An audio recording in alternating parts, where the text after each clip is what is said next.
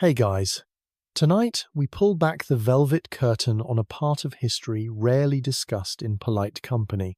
We're venturing deep into the sun-baked sands of ancient Egypt, straight into the hidden, perfumed chambers of the pharaohs, to uncover the strangest sexual practices of these god-kings.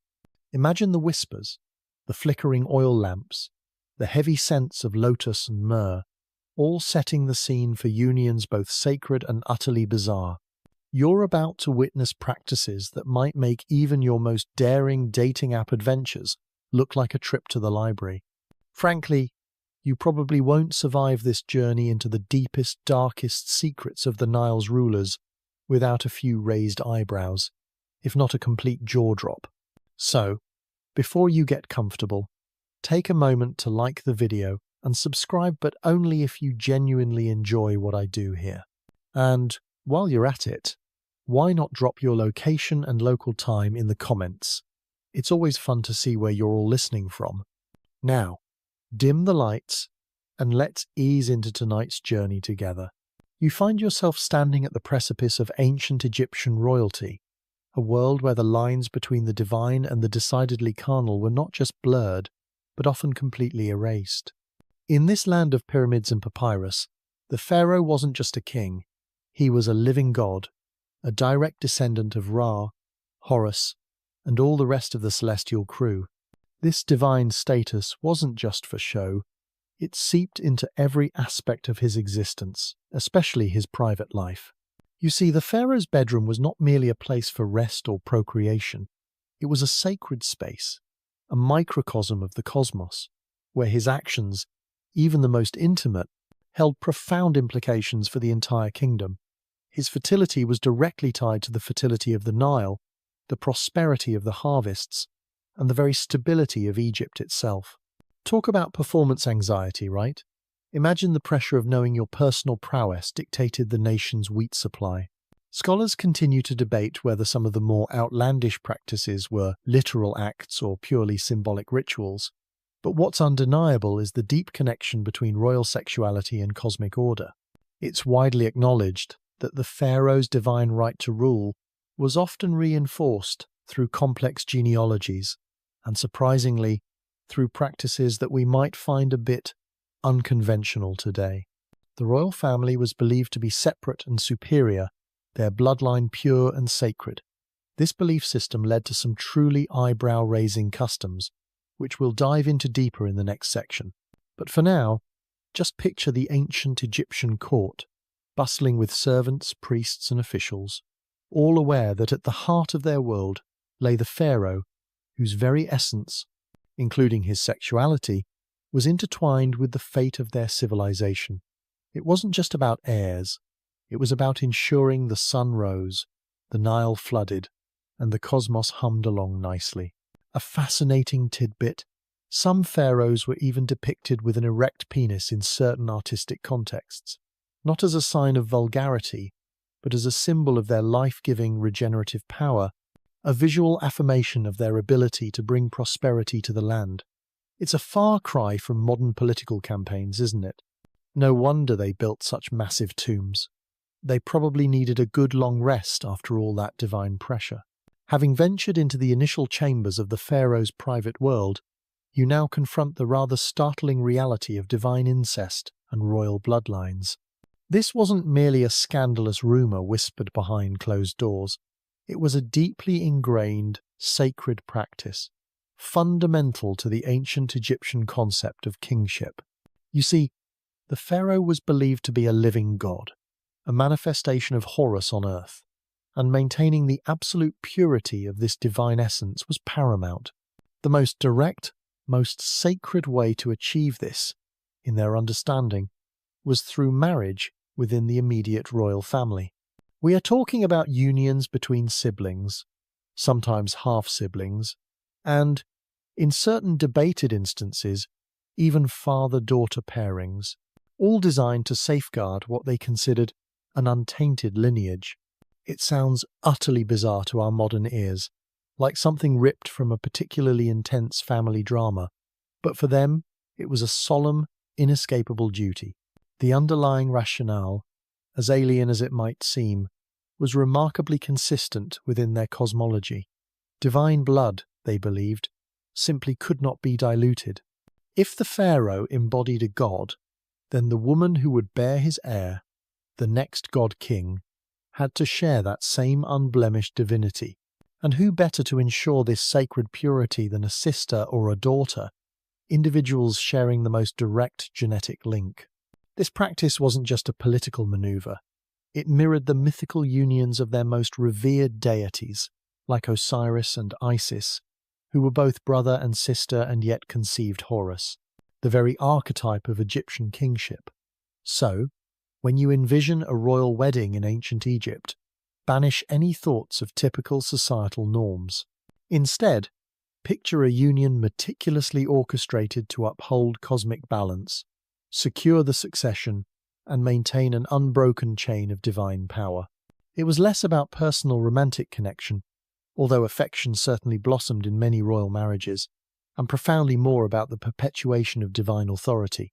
Numerous historical records confirm the widespread nature of brother-sister marriages among pharaohs across various dynasties. For instance, Ramses II, one of Egypt's most famous rulers, married his sister, Nefertari, who rose to become one of the most celebrated and influential queens in Egyptian history. Similarly, Akhenaten, the revolutionary pharaoh, married Nefertiti, and while their exact familial relationship is still a subject of scholarly debate, some suggest a cousin, others a full sister, the pattern of close-kin marriage remains evident. These were not isolated incidents. They represented a consistent royal policy for maintaining the perceived purity and legitimacy of the ruling line. It was an incredibly exclusive dating pool, where your options were, quite literally, your immediate family. Imagine trying to explain that concept at a modern family reunion. Yes, well, it's for the good of the nation, darling. And the wheat harvest, of course. A particularly interesting detail about these relationships is the specific terminology the Egyptians employed. They often used titles like Great Royal Wife, Hemet Nesut Weret, which almost exclusively referred to women from the immediate royal family. This careful naming distinguished them from other consorts and highlighted their unique, sacred status. What adds another layer of complexity is the occasional distinction between biological sisters and spiritual sisters, or those who were adopted into the royal family to fulfill specific roles. This nuance can make tracing these intricate family trees incredibly challenging for modern Egyptologists, like trying to untangle a particularly ancient and very knotty ball of divine yarn. Scholars continue to analyze whether all these unions were consummated in a physical sense, or if some were purely ceremonial, designed primarily to legitimize claims to the throne without necessarily involving intimate relations. Some researchers propose that in cases such as father-daughter unions, the marriage might have been largely symbolic, performed for specific religious rites rather than as a literal conjugal partnership. Nevertheless, the underlying purpose remained clear: to solidify the pharaoh's divine power and ensure cosmic order. It makes you ponder what exactly the wedding vows would have entailed. Perhaps less for richer, for poorer, and more, I, Pharaoh, take thee, my sister, to be my divine partner, in ensuring the Nile floods on time, and the sun remembers to rise each morning. A job description with unparalleled pressure. Wouldn't you agree? Having navigated the rather incestuous waters of royal bloodlines, you now drift deeper into the pharaoh's palace, where the grand harem life, power and pleasure, truly comes into focus. Forget any simplistic notions of a gilded cage filled solely with compliant beauties. The pharaoh's harem was a complex ecosystem, a miniature society teeming with political intrigue, economic significance, and, yes, intimate relationships. This wasn't just a place for the pharaoh to unwind after a long day of divine duties. It was a crucial administrative and social hub, a veritable corporate headquarters of domesticity, albeit one with significantly more perfumed oils and elaborate hairstyles. You see, the harem, often referred to as the Pershen or House of Netting, was a vast establishment. It wasn't always located within the main royal palace itself. Sometimes, pharaohs built separate, sprawling complexes specifically to house their wives, secondary wives, concubines, children, and the myriad of servants required to keep such an operation running smoothly. Imagine a self-contained village dedicated to supporting the pharaoh's intimate life and securing the succession. It had its own staff, administrators, storerooms, and even workshops where goods for the court were produced. This grand scale illustrates that the harem was far more than a recreational space. It was an economic engine and a training ground for future queens and princes. One fascinating historical insight revealing the sheer scale and importance of the harem comes from detailed administrative records, especially from the New Kingdom. These documents meticulously list the provisions sent to the harems, the number of women residing there, and even the extensive staff required to manage them. For instance, during the reign of Amenhotep III, his Malkata Palace complex had expansive areas dedicated to housing his numerous wives and concubines, suggesting a highly organized system rather than a chaotic free-for-all. It's almost like running a very high-stakes, incredibly personal boarding school, isn't it? Except the students were royal consorts, and the headmaster was the pharaoh, who would occasionally drop by for conjugal visits. Within these bustling walls, the social dynamics were incredibly intricate. While the great royal wife held the preeminent position, often acting as a key political and religious figure alongside the pharaoh, other principal wives and secondary wives also held significant status, particularly if they bore sons. These women were rarely just decorative figures. Many were highly educated, skilled in arts, music, and diplomacy.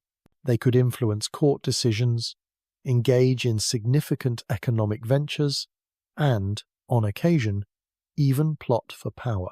A truly memorable example, a quirky tidbit from the annals of Egyptian history, is the famous harem conspiracy against Ramses III. In this dramatic plot, a secondary wife named Tia attempted to place her son Pentawere on the throne by assassinating the pharaoh. The conspiracy involved not only women of the harem, but also high-ranking officials and servants, vividly demonstrating the very real political power that simmered beneath the seemingly serene surface of royal domesticity. It certainly puts a whole new spin on family drama, doesn't it? Suddenly, your last Thanksgiving argument seems rather quaint. The precise interpretation of the term harem itself continues to be a point of scholarly discussion. Many experts suggest it carries too many Western, Orientalist connotations of mere sexual servitude, and prefer terms like royal household or women's quarters to better emphasize the broader administrative and social functions beyond just intimacy. These women, especially those of higher rank, often possessed their own estates, personal servants, and frequently wielded considerable influence through their children, thereby affecting the future of Egypt. You're not just looking at a collection of concubines here, you're observing a complex, living web of alliances, rivalries, and aspirations, all intricately centered around the pharaoh's favor and the ultimate, crucial goal of producing a legitimate heir. It was a pressure cooker of ambition, where a quietly spoken word at the opportune moment could genuinely alter the course of history, and a single misstep could lead to utter ruin.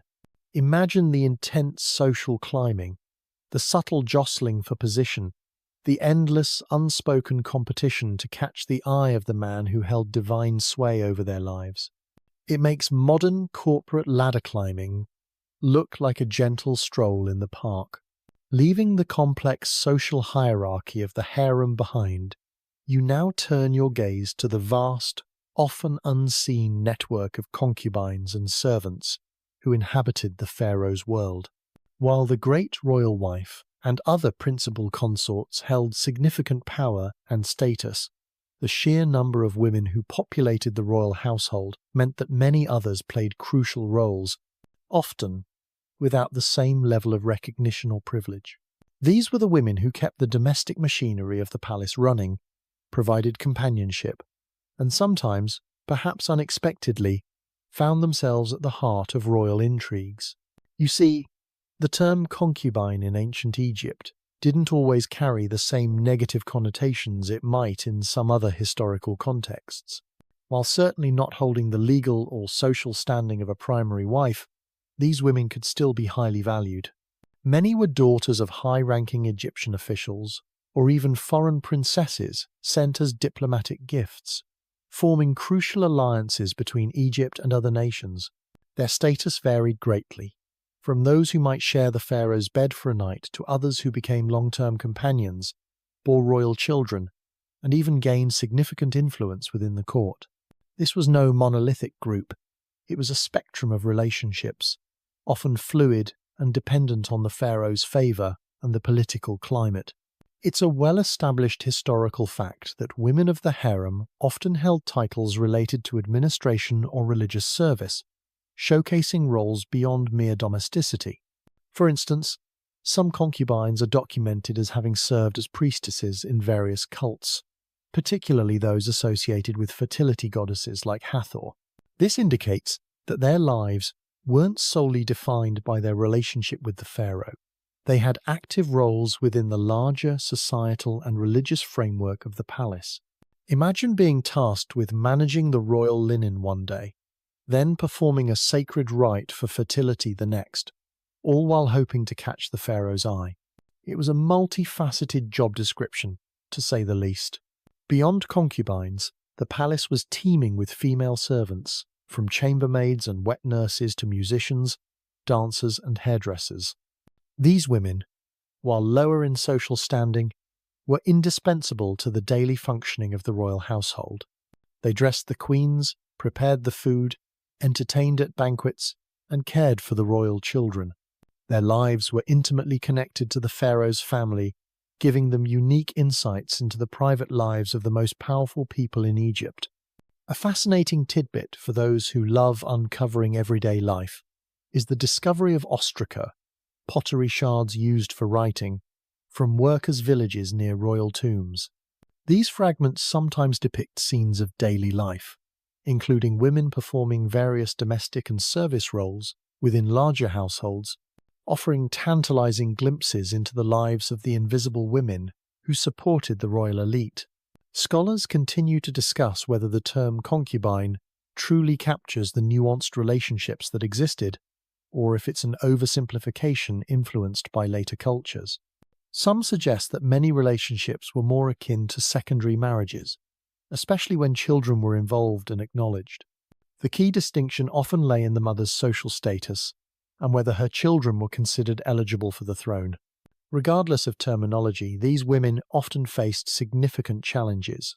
Their economic dependence on the pharaoh was absolute, and their social standing, while potentially elevated by royal favour, was inherently precarious. Remember that historical information you have about male concubines in ancient Greece facing social stigma and limited legal rights?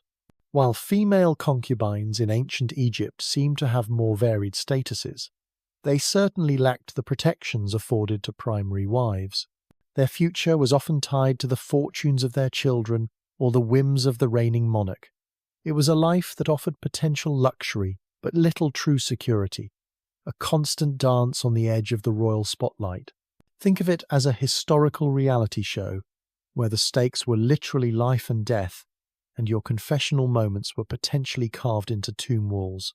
From the intricate social webs of concubines and servants, our journey now plunges into the profound spiritual depths of ancient Egyptian royalty, ritual sex and fertility cults.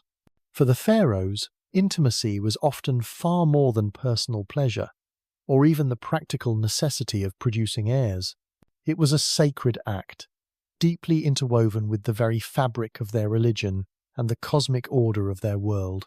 You're about to explore how the pharaoh's sexuality was seen as a direct conduit for divine power, essential for the prosperity of Egypt itself. Imagine a belief system where the pharaoh was not just a king but a living god, a manifestation of the creator deities. His actions, including those in the bedroom, were believed to have direct repercussions on the natural world. If the pharaoh was virile and fertile, then so too would be the lands of Egypt, the waters of the Nile, and the harvests from the fields. This wasn't merely a quaint metaphor. It was a deeply held conviction that propelled many of their most important rituals. The pharaoh's ability to procreate was a direct reflection of his divine potency and his capability to ensure the welfare of his kingdom. It's like being responsible for the entire country's weather forecast, but with more personal investment. A pervasive historical fact illuminating this connection is the cult of Min, the ancient Egyptian god of fertility, procreation, and sexual potency. Min was often depicted with an erect penis, holding a flail, symbolizing his generative power. Pharaohs were intimately linked with Min, sometimes participating in rituals directly involving his cult to reinforce their own fertility and the fertility of the land. During harvest festivals, the pharaoh might perform ceremonies dedicated to Min, ritually cutting the first sheaf of grain, an act symbolically linking his own virility to the abundance of the crops. It was a tangible, visible connection between the king's body and the nation's breadbasket. A truly fascinating, almost bizarre tidbit involves the concept of divine birth. Many pharaohs, particularly during the New Kingdom, propagated the idea that they were not merely born of human parents, but were the result of a divine union between their mother and a god, often Amun-Ra, who took on the form of the reigning pharaoh's father. This sacred marriage was depicted in temple reliefs, showing the god embracing the queen, leading to the conception of the pharaoh. While clearly symbolic, these narratives serve to legitimize the pharaoh's rule and emphasize his divine origins, essentially giving him a celestial birth certificate.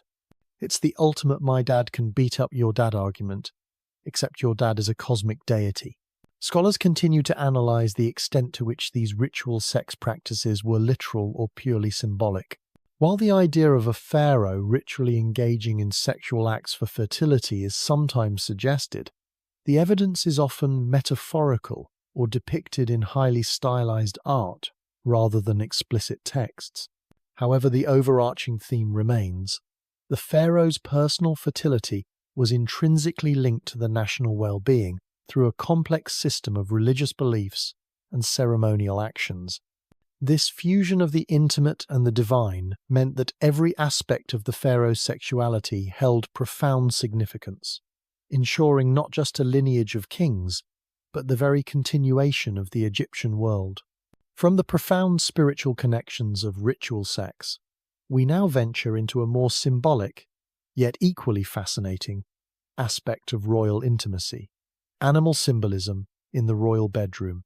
You might wonder what a roaring lion or a slithering cobra has to do with the pharaoh's private life, but in ancient Egypt, the animal kingdom was a rich tapestry of metaphors, and their attributes were frequently invoked to describe and empower the pharaoh, particularly in matters of virility and protection within the royal household. Imagine a culture where every creature held a deeper meaning, where the fierce power of a bull or the watchful gaze of a falcon spoke volumes.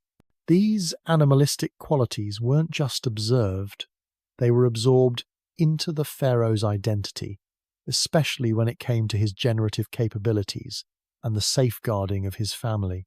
The bedroom, much like the throne room, became a space infused with these powerful symbolic representations, acting as both a visual affirmation and a magical ward.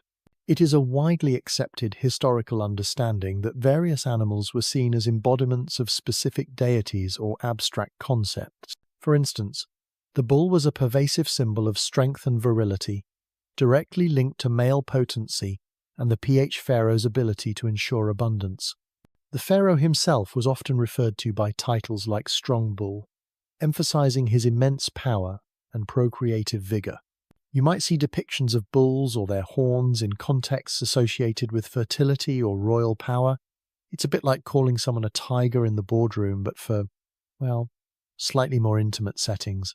No wonder they always look so confident in their statues. A truly captivating, perhaps even quirky tidbit involves the use of amulets and protective symbols in the shape of animals placed within royal residences, or even worn by the pharaoh and his consorts. Consider the cobra, Uraeus, on the pharaoh's crown, a fierce protector that would spit fire at his enemies. While primarily a public symbol of divine authority, its protective essence extended to the private sphere, guarding the pharaoh and his family, including during vulnerable moments of intimacy. Another intriguing example is the hippopotamus goddess Taweret, depicted with a fearsome hippo head, lioness limbs, and human breasts. She was a benevolent deity of childbirth and fertility, and her image was often found in domestic settings, including within royal quarters, to protect pregnant women and newborn children. Imagine trying to explain to your spouse that you're wearing a hippo amulet to ensure a good night's sleep. The precise role of some animal symbols within the literal royal bedroom still invites scholarly discussion.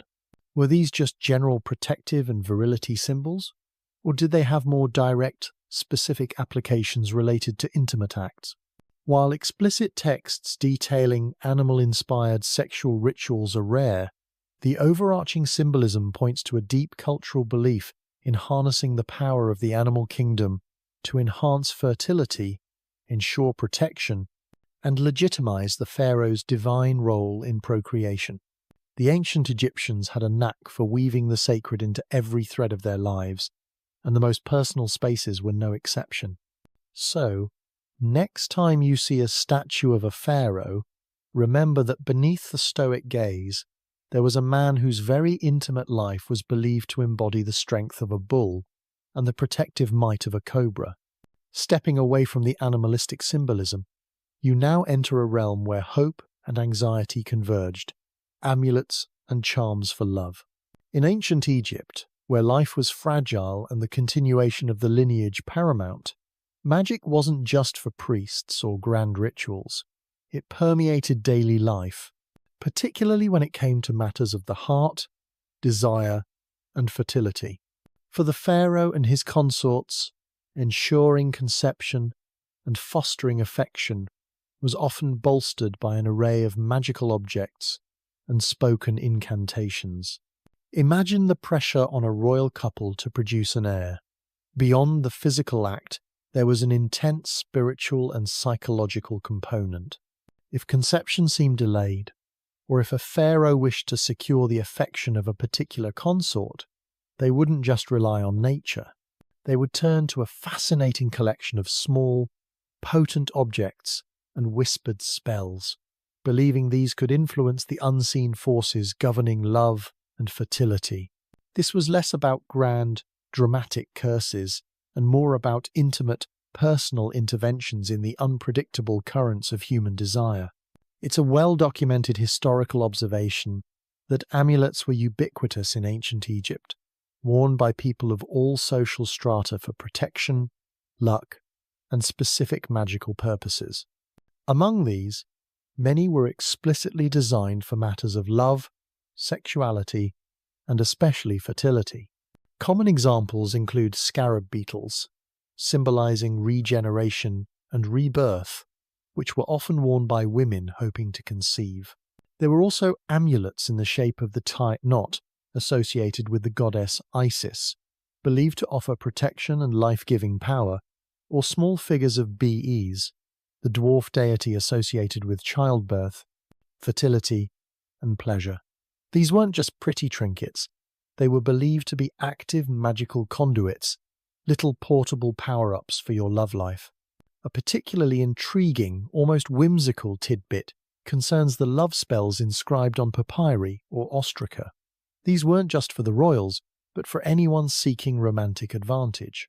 Some spells were designed to cause a woman to come after a man, often involving complex rituals, special oils, and the invocation of deities like Hathor, the goddess of love and joy. Others were more specific, aimed at making someone fall madly in love. While we don't have direct evidence of a pharaoh casting a love spell on a specific queen, it's highly probable that such magical practices were consulted within the royal household, given the high stakes of royal marriages. Imagine a love triangle playing out with magical charms instead of dramatic confrontations. Oh, he gave her a fertility amulet? I'll counter with a charm for unwavering devotion. The ancient Egyptian version of competitive gift-giving.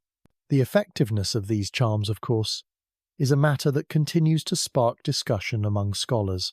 Were they genuinely believed to alter fate, or did they primarily serve as psychological tools, providing comfort and a sense of agency in an often uncontrollable world? Perhaps they functioned much like a placebo effect, bolstering confidence and alleviating anxiety in the individuals who used them. Regardless, their widespread use speaks volumes about the ancient Egyptian belief in the interconnectedness of the spiritual and the physical, and their reliance on magic to navigate the most intimate and vital aspects of life, ensuring not just personal happiness, but the very continuity of the divine pharaonic line. From the intricate world of charms and amulets, you now move into a more practical, albeit often equally strange, aspect of royal life: medical practices for sexual health. Even for god-kings, the challenges of ensuring potency and fertility were very real. The ancient Egyptians, with their surprisingly advanced medical knowledge, didn't rely solely on magic. They also developed a range of physical remedies, some quite sensible, others less so, to maintain the pharaoh's vital role in procreation. Imagine the immense pressure on the pharaoh to produce healthy heirs. It wasn't just about fathering children, it was about demonstrating his divine vitality and ensuring the stability of the entire kingdom. When issues of sexual performance or fertility arose, the royal physicians, highly skilled and respected figures, would be called upon. Their methods were a fascinating blend of empirical observation, herbal lore, and sometimes a touch of what we might call folk medicine. It's a foundational historical fact that ancient Egypt possessed a remarkably sophisticated understanding of medicine, as evidenced by numerous medical papyri like the Ebers papyrus and the Kahun papyrus. These texts detailed diagnoses, prognoses, and treatments for a wide array of ailments, including those related to the reproductive system.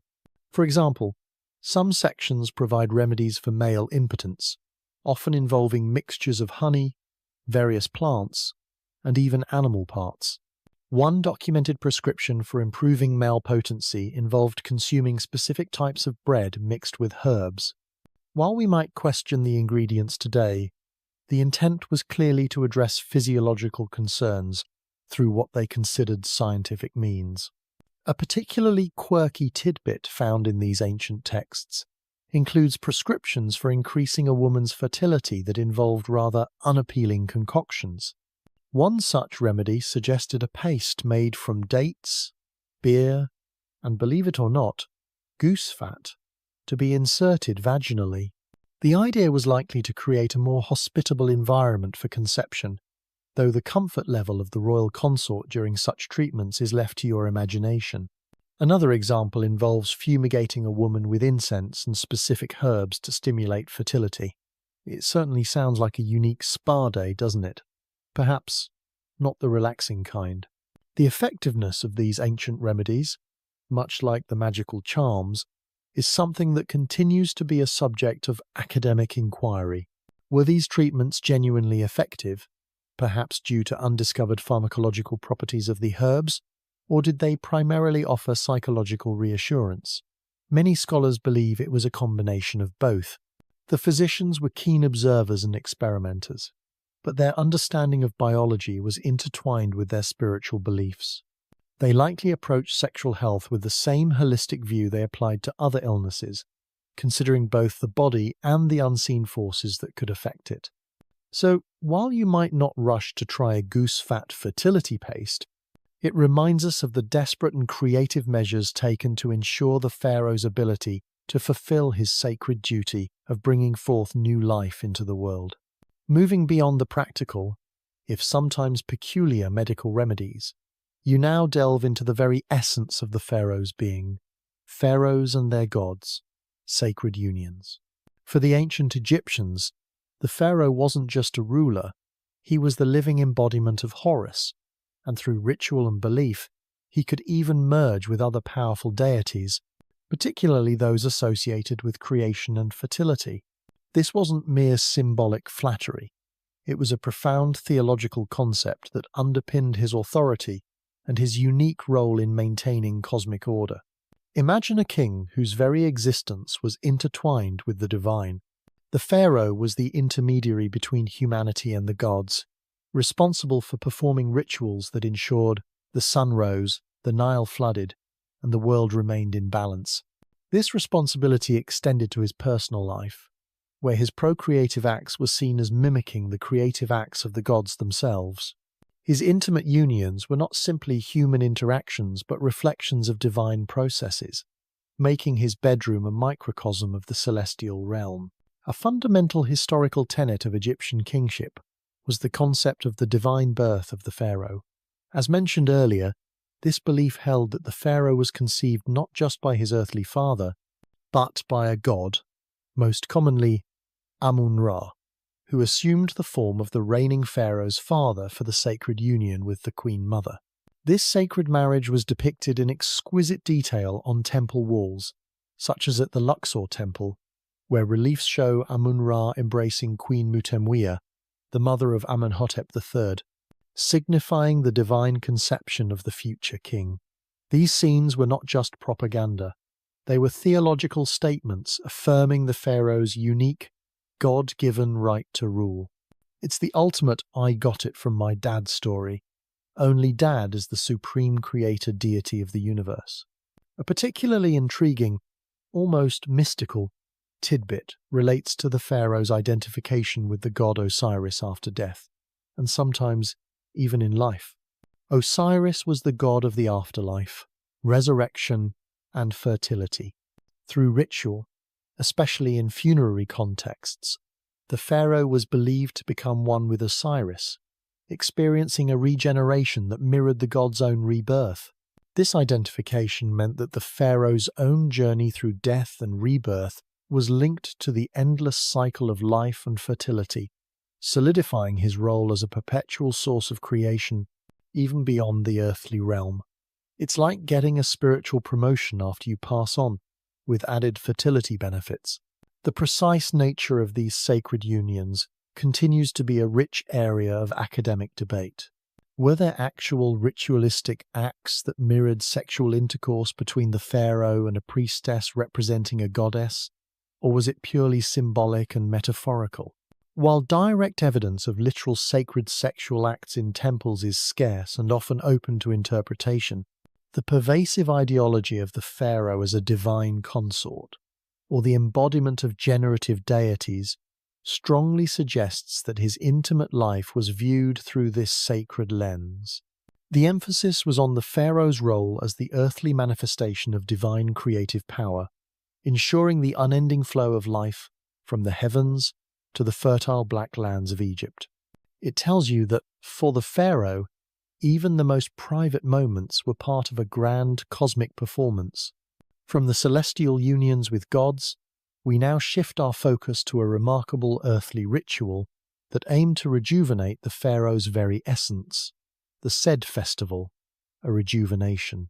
This wasn't just a party, it was a jubilee of immense importance, a highly choreographed performance designed to magically and ritually renew the pharaoh's physical strength, spiritual vitality, and, crucially, his reproductive potency after decades on the throne.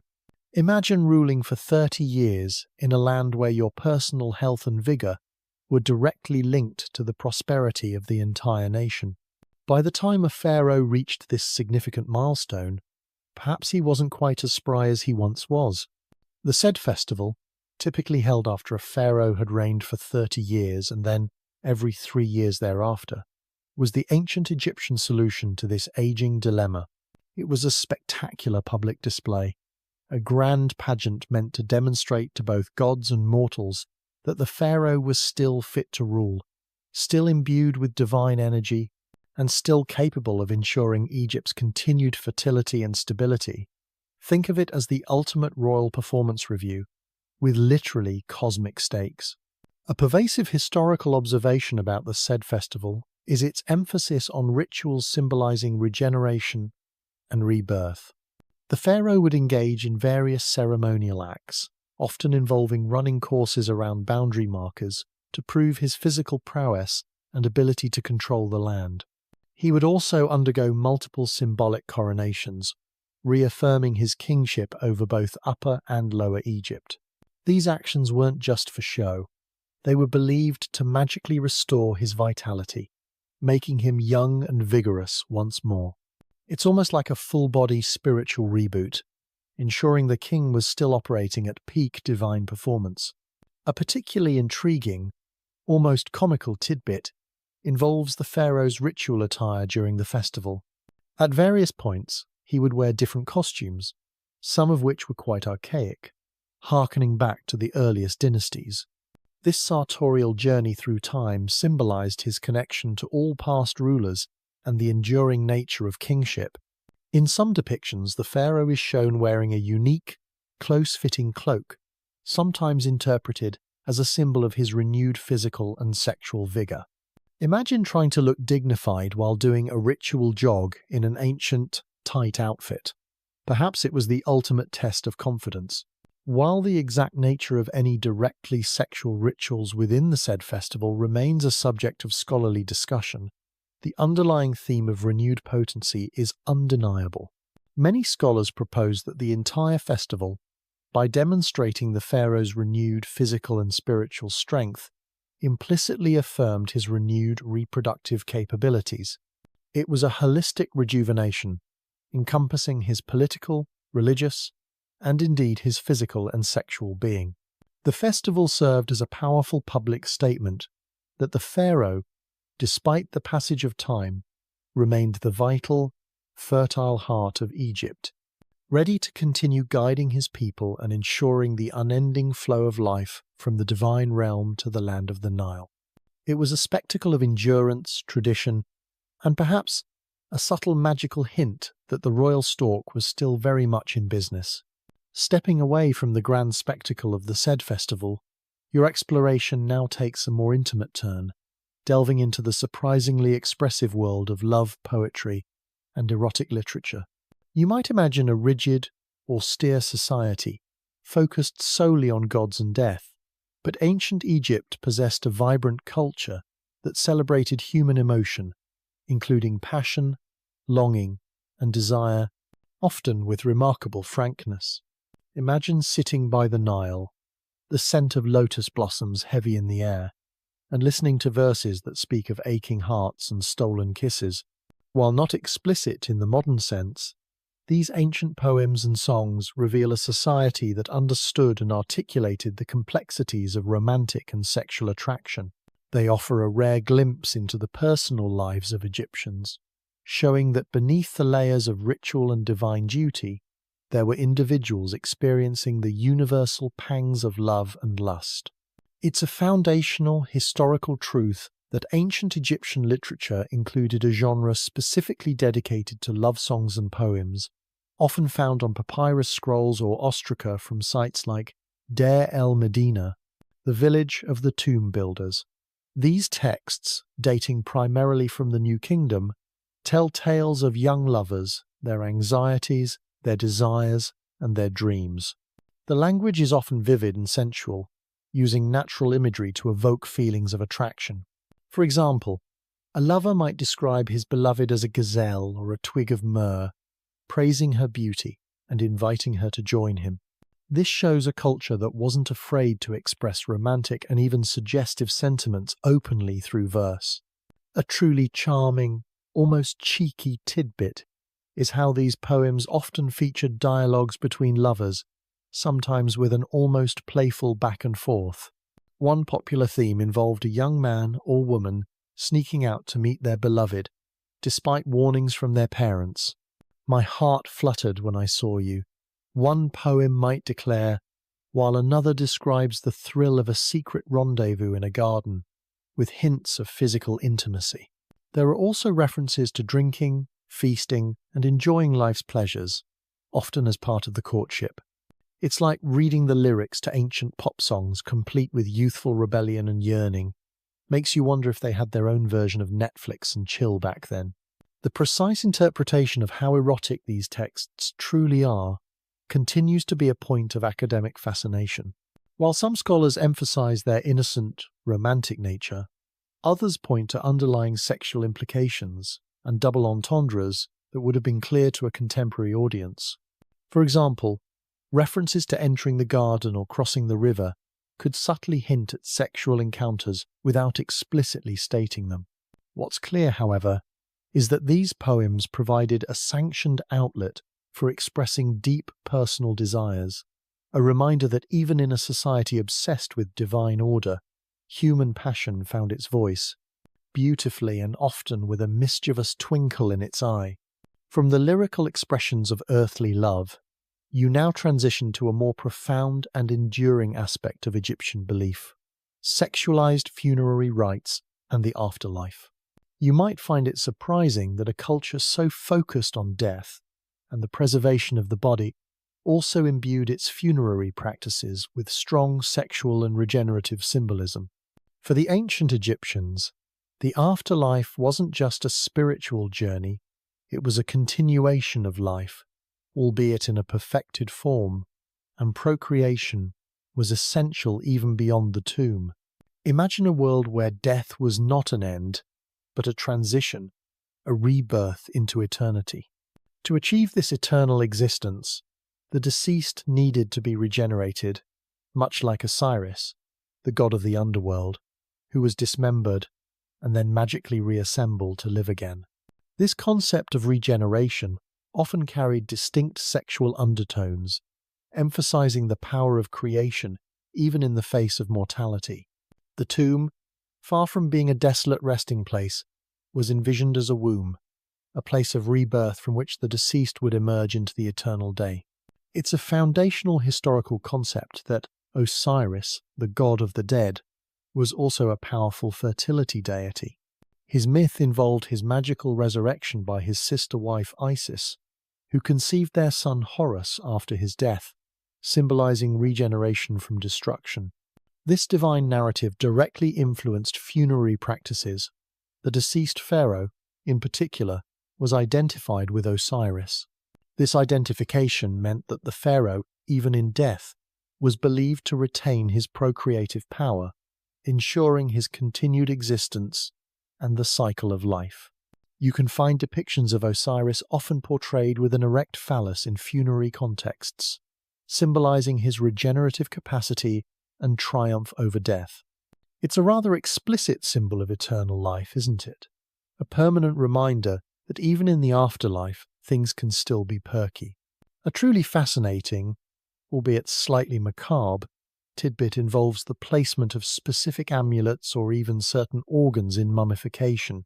While the heart was crucial, and the brain often removed, some theories suggest that in certain periods, or for specific individuals, particular care was given to ensuring the pharaoh's regenerative capabilities remained intact for the afterlife. Moreover, grave goods often included items related to rejuvenation or pleasure.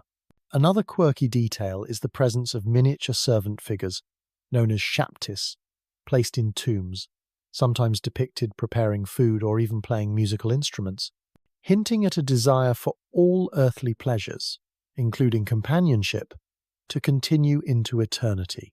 It suggests they were planning quite a lively existence in the great beyond. The precise interpretation of how sexualized these rites truly were continues to be a point of academic discussion. Was the symbolism purely metaphorical, or did it reflect a belief in literal reanimation of procreative functions in the afterlife? Most scholars lean towards a symbolic interpretation, emphasizing regeneration over literal sexual acts in the tomb. However, the pervasive imagery and explicit link to deities of fertility and rebirth highlight that for the ancient Egyptians, the continuation of life, even after death, was deeply intertwined with the fundamental power of creation. The tomb was not just a door to the afterlife, it was a cosmic incubator, awaiting the rebirth of the god, king into eternity, ensuring the cycle of existence would never truly cease. From the solemn yet regenerative mysteries of funerary rites, you now pivot to a more playful and perhaps surprising aspect of ancient Egyptian court life: cross, dressing, and gender fluidity. You might assume a culture as seemingly rigid and traditional as ancient Egypt would have very strict, unchanging gender roles. However, evidence, though subtle and open to various interpretations, suggests that these roles could sometimes be playfully or ritually blurred, even within royal contexts. This isn't about modern gender identity, but about how ancient Egyptians expressed and perceived gender in ways that might challenge our contemporary expectations. Imagine a world where the boundaries of identity were less fixed than we might assume, where performance and symbolism allowed for a fluidity of expression.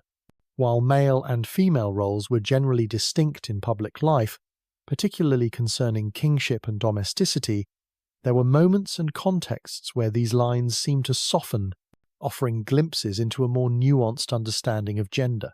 It's a noteworthy historical observation that certain deities and mythical figures exhibited aspects of gender fluidity or androgyny. For example, the god Hapi, the personification of the Nile's inundation, was often depicted with male features, beard, robust body, but also with pendulous breasts, symbolizing his nourishing, life-giving abundance, much like a mother. Similarly, some creation myths describe primordial deities as self-engendered or combining both male and female principles to bring forth the world. This divine precedent could have influenced human perceptions of gender roles, allowing for occasional blurring, especially in ritual. A truly intriguing, perhaps even quirky tidbit involves the occasional depiction of pharaohs in clothing or with attributes traditionally associated with the opposite gender.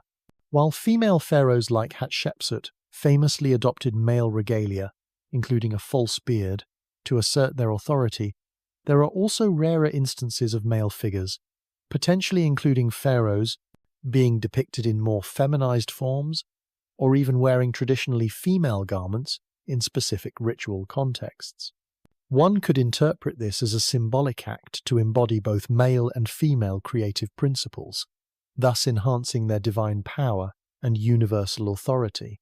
It's like saying, "I'm so powerful I embody everyone," or perhaps, "My fashion sense is simply ahead of its time." The precise meaning and extent of cross-dressing or gender fluidity in these ancient contexts continue to be actively discussed by scholars. Was it a literal practice, a symbolic act, or purely an artistic convention? Many experts emphasize the symbolic nature, suggesting that such depictions served to underscore the pharaoh's multifaceted role as a divine ruler who transcended conventional human categories, encompassing all aspects of creation. It wasn't necessarily about personal sexual identity in the modern sense, but about expressing a holistic power that incorporated both masculine and feminine generative forces. So, while you might not find a pride parade in ancient Egypt, you might encounter a pharaoh who understood that true power lay in embracing the totality of existence, even if it meant occasionally donning a ceremonial skirt or a divine set of breasts. From the intriguing blurring of gender lines, you now find yourself peering into the silent narratives of ancient tombs, where tomb art, hidden messages of desire come to light. You might think tomb paintings are solely about the deceased's journey to the afterlife or grand heroic deeds, but a closer look often reveals subtle, and sometimes not so subtle, elements hinting at passion, procreation, and the continuation of earthly pleasures in eternity. Imagine descending into the cool, dark embrace of a tomb, flashlight beams sweeping across vibrant frescoes. These were not just static historical records, they were blueprints for the afterlife, magical canvases meant to ensure the deceased's eternal well-being. And for the ancient Egyptians, a full and happy eternal life often included companionship, family, and the very act of creation itself, leading to nuanced depictions of desire woven into the fabric of these sacred spaces. It's a foundational aspect of Egyptian tomb art, that its primary purpose was to ensure the deceased's comfortable and prosperous existence in the afterlife. This meant depicting everything they would need or desire: abundant food, loyal servants, family members, and scenes of earthly enjoyment. Within this framework, imagery related to fertility and procreation naturally found its place. For example, scenes of banquets often feature couples embracing or holding hands, subtly hinting at intimate bonds that were hoped to continue eternally. The emphasis was always on life, abundance, and regeneration, even in the context of death. A particularly insightful, perhaps even saucy tidbit lies in the symbolism of specific plants and animals within these tomb scenes. The lotus flower, for instance, a common motif, was not only beautiful but also a powerful symbol of rebirth and creation, rising anew from the muddy waters each day. It often appeared in scenes associated with banquets or offerings, its delicate beauty subtly linked to fertility and the blossoming of life and love. Similarly, certain birds, like the pigeon, were sometimes associated with erotic longing in love poetry, and could appear in seemingly innocuous scenes with an underlying suggestive meaning to those who understood the code. It's like their version of a romantic emoji hidden in plain sight. You have to wonder what other subtle hints we're still missing.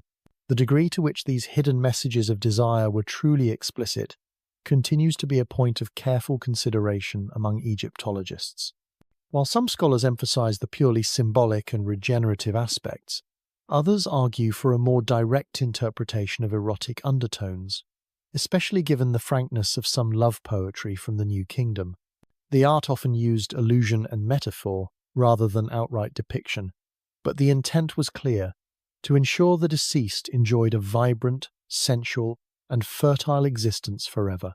So, the next time you see a tomb painting, remember that beneath the serene surface, there might be a silent story of desire, a wish for eternal passion, forever preserved on the walls of the dead.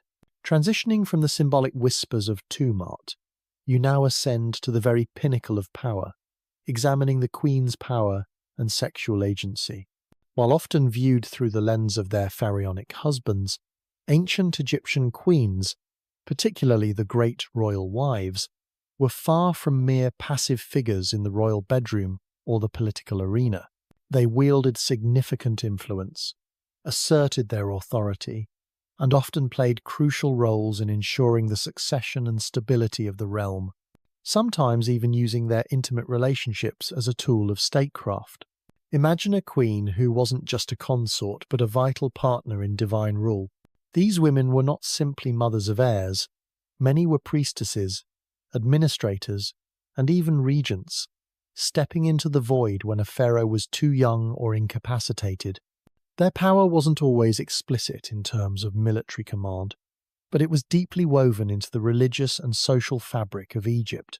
This meant their personal agency, including their sexuality, was often intertwined with their public role. It is a well-documented historical fact that many queens held immense religious and administrative titles, reflecting their active involvement in the state. For instance, queens often served as God's wife of Amun, a powerful religious office that granted them significant economic and political clout. Nefertari, the beloved wife of Ramses II, not only received a magnificent tomb in the Valley of the Queens, but was also depicted in temples on an almost equal footing with her husband, participating in religious rituals and holding high esteem. This showcases that the queen's role extended far beyond just the royal bedroom. She was a vital co-ruler in many respects, even if the pharaoh remained the ultimate authority. A particularly striking, and perhaps even controversial, tidbit concerns the concept of the queen as the symbolic mother of the divine king. In the narrative of divine birth, it was the queen who was embraced by the god Amun-Ra to conceive the future pharaoh. This elevated her status tremendously, giving her a unique divine connection and validating the king's legitimacy. In some instances, like with Queen Hatshepsut, though she was a female pharaoh herself, not a queen consort in the typical sense, her divine birth narrative was heavily emphasized to legitimize her unprecedented rule. This gave queens, even in their intimate role, a powerful narrative tool. Imagine being able to say, "My son, oh, he's literally conceived by a god. What about yours?" It's a mic drop moment in ancient history. The extent of a queen's sexual agency within the confines of an arranged royal marriage and a polygamous system is a nuanced topic that continues to invite scholarly discussion. While formal ceremonies were not the norm in ancient Egyptian weddings, the union was formalized when the bride moved her belongings into the groom's home, and arranged marriages were common. However, evidence suggests that love and affection were also valued in these unions. Queens certainly used their position to promote their children, their own families, and sometimes even to exert political pressure. Some scholars believe that a queen's influence could extend to guiding the pharaoh in matters of succession, choosing future consorts for their sons, or even subtly affecting the political alliances shaped by marriage. Therefore, the queen was not just a recipient of the pharaoh's desires, but a powerful player in her own right, navigating the complexities of court life with intelligence, piety, and often an undeniable strategic prowess. From the formidable influence of the queen, you now pivot to a realm where intimacy met international diplomacy: pharaohs and foreign princesses. You might imagine the pharaoh's marriages were solely internal affairs, focused on maintaining a pure royal bloodline. However, strategic alliances with neighboring powers often required a different kind of union, bringing foreign princesses into the royal harem and introducing diverse sexual customs and cultural perspectives into the heart of Egypt. Imagine a world where marriage was a tool of statecraft, a bond forged not just for love or heirs, but for peace treaties, trade agreements, and mutual defense pacts. The pharaohs, powerful as they were, understood the value of diplomatic relations. Sending a daughter to a foreign court, or receiving one, was a profound act of trust and alliance, often accompanied by lavish gifts and intricate negotiations. These foreign princesses brought with them not only their personal belongings, but also their customs, their languages, and perhaps even their own ideas about royal intimacy. It's a widely acknowledged historical reality that diplomatic marriages were a common feature of the Late Bronze Age, roughly 1550–1200 BCE, a period of intense international interaction. The Amarna letters, a collection of cuneiform tablets discovered in Egypt, provide fascinating correspondence between Egyptian pharaohs and other rulers of the Near East, detailing requests for and exchanges of royal women. Pharaohs like Amenhotep III and his son Akhenaten married numerous foreign princesses from kingdoms such as Mitanni, Babylonia, and Assyria. These unions were crucial for maintaining stability and trade routes across the ancient world.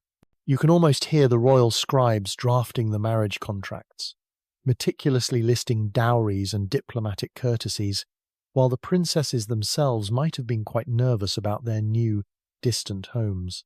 A particularly intriguing, almost comical tidbit is the reluctance of some foreign rulers to send their own daughters to Egypt. The reason? Egyptian pharaohs rarely, if ever, sent their own daughters abroad in return. This was seen as a grave insult by some foreign kings, leading to diplomatic squabbles. "You want my daughter, but you won't give me yours?" One king might have fumed, indicating Egypt's superior status. So, while foreign princesses arrived in great numbers, Egyptian princesses remained firmly within the Nile Valley, preserving the perceived purity of the pharaonic bloodline, at least from their perspective. It's like a royal dating app with a very clear, slightly unfair, one-way travel policy. The cultural impact of these unions on the pharaoh's court, especially regarding intimate customs, is an area that continues to be examined by scholars. Did these foreign consorts introduce new forms of entertainment, new perfumed oils, or even new sexual practices? While explicit details are scarce, it's plausible that the diverse backgrounds of these women enriched the cultural tapestry of the harem. They would have brought their own languages, music, and traditions, undoubtedly influencing the daily life, and perhaps even the intimate rituals within the royal household. This influx of international women meant the pharaoh's private life was not just about Egyptian customs, it was a fascinating crossroads of ancient world cultures, all converging in the palatial chambers of the god-king. From the intricate diplomatic dance of foreign marriages, you now journey into one of ancient Egypt's most enigmatic periods, centering on the enigma of Akhenaten's family life. This pharaoh, who revolutionized Egyptian religion by promoting the worship of a single sun disk, the Aten, also presents a fascinating and often debated picture of royal intimacy that challenges conventional norms. His relationships, particularly with his great royal wife Nefertiti and other royal women, have fueled centuries of speculation, making his domestic sphere as mysterious as his theology. Imagine a pharaoh who dared to shatter millennia of tradition, moving the capital to a new city, Akhetaten, modern Amarna, and focusing all worship on a singular, abstract deity. This radical shift wasn't confined to religion. It seems to have permeated his personal and family life, too, as depicted in the art of the Amarna period. Unlike earlier, more rigid royal portrayals, Akhenaten's family scenes are remarkably informal and affectionate, showing the pharaoh, Nefertiti, and their daughters interacting with a tender intimacy rarely seen before or after his reign. It's a foundational historical observation that Amarna art depicts an unprecedented level of royal familial intimacy. You often see Akhenaten and Nefertiti kissing, holding hands, or playing with their daughters. This contrasts sharply with the stiff, formal representations of earlier pharaohs. These depictions, bathed in the rays of the Aten, suggest a strong bond within the core royal family, a departure from the more detached imagery of previous dynasties. It's like watching a royal reality show, centuries before cameras were even invented, giving you a rare glimpse into a pharaoh's actual day-to-day interactions. A particularly intriguing and widely discussed tidbit concerns the relationship between Akhenaten and Kia, a secondary wife who suddenly appears in the archaeological record, seemingly after Nefertiti's prominence wanes, and then just as suddenly disappears. Kia is often depicted in a similar intimate style to Nefertiti, and some scholars suggest she might have been the mother of Tutankhamun. Her presence and the mystery surrounding her fate adds another layer of complexity to Akhenaten's family arrangements. Was she a favourite consort who filled a void, or a political figure whose influence faded quickly? The limited information available about her raises more questions than answers about the pharaoh's intimate choices. It's like finding a few missing pages from a very juicy royal diary. The precise nature of Akhenaten's various relationships and the implications for his family life continue to be a vigorous point of scholarly discussion. Was there a period of shared rule with Nefertiti, where she even adopted kingly titles? Did Akhenaten engage in intimate relationships with his own daughters? As some interpretations of fragmented art suggest, though this is highly controversial and often dismissed as misinterpretation of symbolic art or confusion with divine birth narratives. Some scholars argue that the art is highly stylized, emphasizing a new theological concept of family and creation rather than strictly literal depictions of sexual relations. Others point to the fact that Akhenaten certainly had multiple daughters, implying a prolific conjugal life, even if the details remain obscure. What's undeniable is that Akhenaten's revolutionary spirit extended into the most personal corners of his life, leaving us with a captivating, if incomplete, puzzle of royal intimacy. From the enigmatic family dynamics of Akhenaten, our journey now brings you to his most famous successor, a pharaoh whose very tomb defined Egypt for the modern world, Tutankhamun's legacy, health and hymen. You might know him as the Boy King, but beyond the golden mask and countless treasures, examinations of his mummy and the context of his brief reign offer intriguing, often poignant, insights into his physical condition and its potential implications for his private and marital life. Imagine being thrust onto the throne as a child, inheriting a kingdom still reeling from your predecessor's radical religious reforms. Tutankhamun's reign, though short, was dedicated to restoring traditional polytheistic worship. But his personal story, tragically cut short, is deeply informed by his physical vulnerabilities. Modern scientific analyses of his remains have painted a picture of a young pharaoh plagued by ill health, which inevitably sparks questions about his ability to fulfill the crucial royal duty of producing heirs. It's a well-established historical fact, confirmed by extensive CT scans and DNA analysis of his mummy, that Tutankhamun suffered from numerous physical ailments. He had a severe clubfoot, likely walked with a cane, and endured multiple bouts of malaria. These conditions, combined with genetic issues stemming from royal inbreeding, as he was the son of Akhenaten and Akhenaten's sister, suggest a young man who was likely in constant pain and certainly not in peak physical condition. This medical profile naturally leads to inquiries about his personal life and his capacity to father children, a paramount expectation for any pharaoh. A particularly poignant and widely discussed tidbit involves the discovery of two mummified fetuses in Tutankhamun's tomb, believed to be his stillborn daughters. This highly unusual find speaks volumes about his marital life with Ankhesenamun, his half-sister. The presence of these fetuses suggests that despite his physical challenges, Tutankhamun and his queen were indeed attempting to produce heirs, but tragically failed. This detail, more than any other, gives a glimpse into the emotional weight and personal struggle faced by the young royal couple in their fundamental duty to secure the dynasty's future. It paints a human picture of their hopes and heartbreaks, far removed from the stoic facade of pharaonic statues. The precise state of Tutankhamun's sexual health and his capacity to effectively consummate his marriage remains an area that continues to invite scholarly discussion. While his deformities and illnesses would undoubtedly have impacted his overall well-being, and possibly his fertility, the presence of the fetuses confirms that procreation was attempted.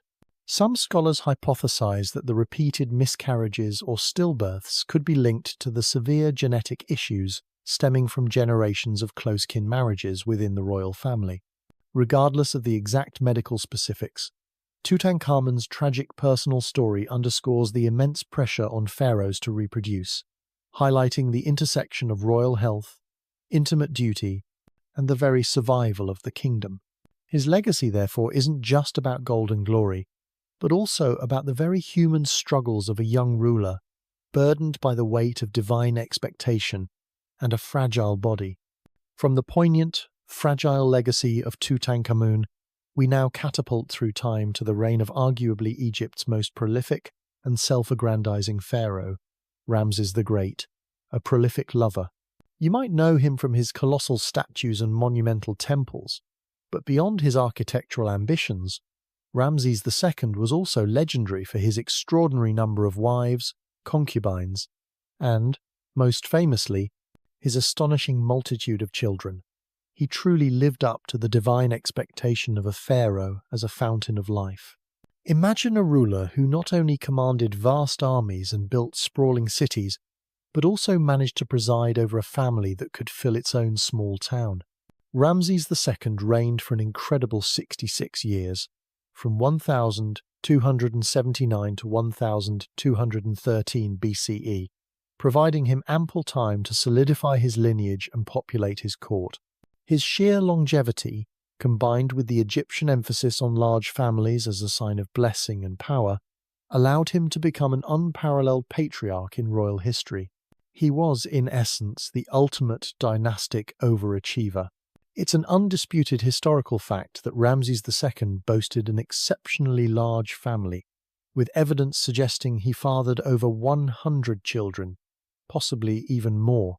This remarkable feat is documented through numerous reliefs and inscriptions that list his sons and daughters, often showing them participating in ceremonies or standing in procession behind him.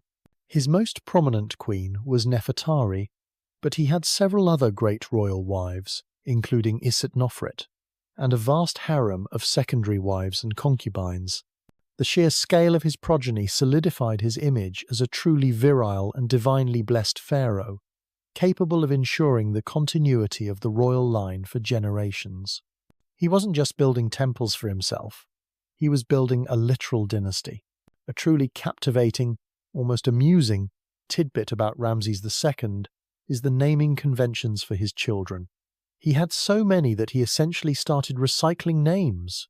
Many of his sons were named Ramesu, Ramses, Amenher-Khepeshef, or Khaem Waset, leading to a rather confusing family tree for modern historians.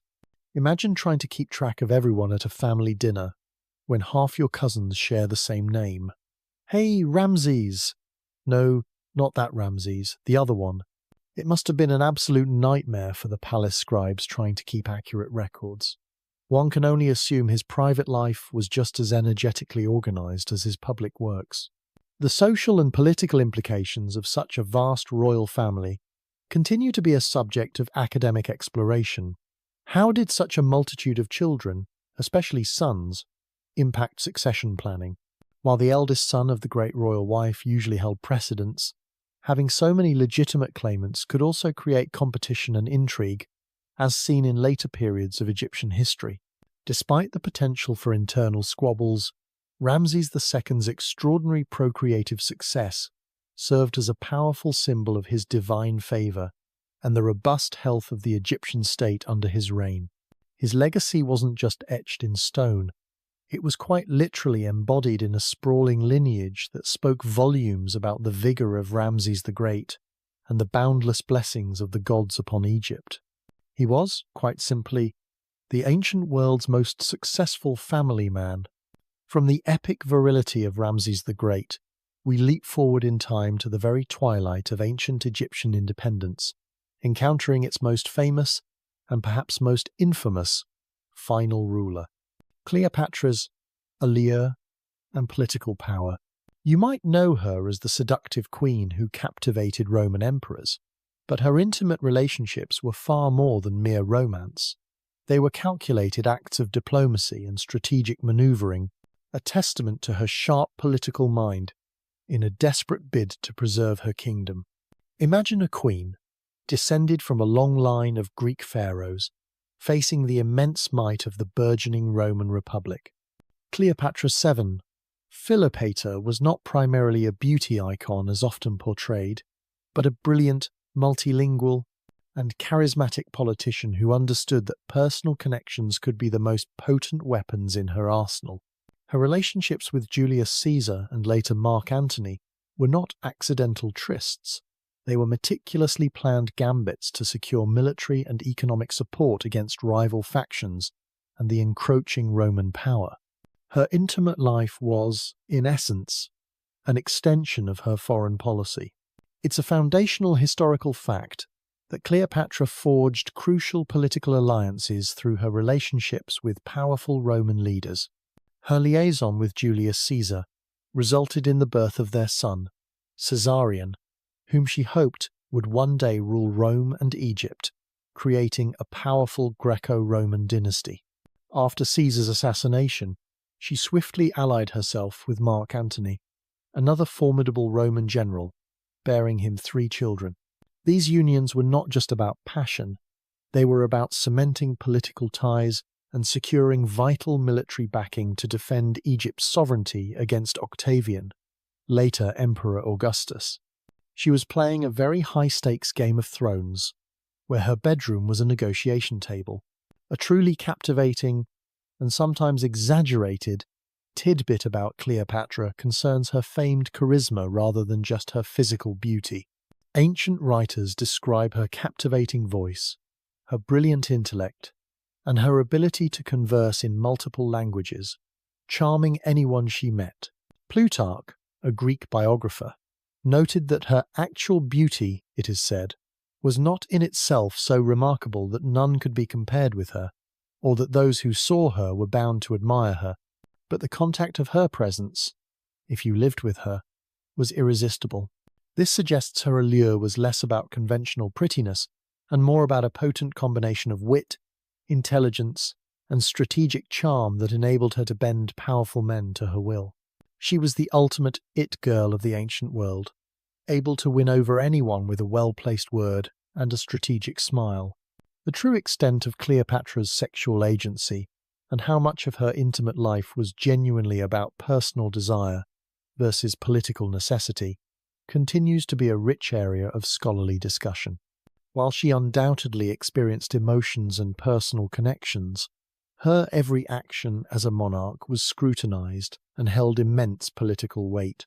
Some scholars argue that she was a pragmatist, using every tool at her disposal, including her sexuality, to preserve her kingdom's independence. Others emphasize that she was a powerful woman who simply happened to fall in love with powerful men, and that their personal affections were genuine. Regardless, Cleopatra's story stands as a testament to a queen who masterfully leveraged her personal relationships to wield unprecedented political power, leaving an indelible mark on both Egyptian and Roman history. From the dramatic political entanglements of Cleopatra's strategic romances, we now lighten the mood considerably, peeking into the more frivolous side of royal existence: erotic games and royal entertainment. You might assume the pharaohs were always engaged in weighty matters of state and divinity, but even god-kings enjoyed their leisure, and sometimes that leisure involved forms of entertainment and playful activities that subtly, or not so subtly, touched upon themes of love, desire, and intimacy. Imagine the atmosphere of a royal banquet, not just solemn affairs, but occasions for music, dance, and revelry. The ancient Egyptians, particularly the elite, appreciated pleasure and beauty. Their leisure time wasn't solely about grand ceremonies. It also involved more relaxed settings where entertainment could take on a more personal and even suggestive tone. These activities offered a contrast to the solemn duties of kingship, allowing for a glimpse into the lighter, more human side of the royal court. It's a foundational historical observation that music and dance were integral parts of ancient Egyptian entertainment, especially at elite gatherings and banquets.